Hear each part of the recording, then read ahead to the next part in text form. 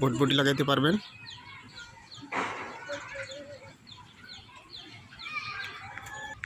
এই মাসে আপনারা কাঁচামরিচ লাগাইতে পারবেন। তারপরে আপনারা করলা লাগাইতে পারবেন। তারপরে আপনারা বেগুন লাগাইতে পারবেন। এই দেখুন কত সুন্দর সুন্দর বেগুন।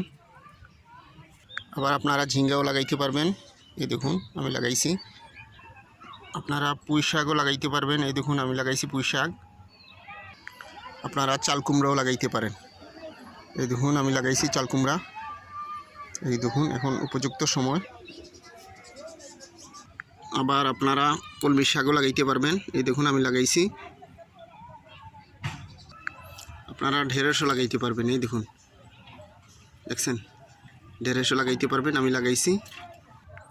আবার আপনারা ডাঁটা শাকও লাগাইতে পারবেন। এই দেখুন আমি কিছু ডাঁটা শাকও লাগাইছি। আবার আপনারা নাগামরিচ গাছও লাগাইতে পারবেন। এই দেখুন আমি যে লাগাইছিলাম নাগামরিচ গাছটা আমার কত বড় হয়ে গেছে। এই নাগামরিচ গাছ থেকে আমি অনেক নাগামরিচ খাইছি, আরও অনেক ফুল দিতেছে। আমার এই ভিডিওটা ভালো লাগলে লাইক শেয়ার কমেন্ট করে দেবেন। আসসালামু আলাইকুম।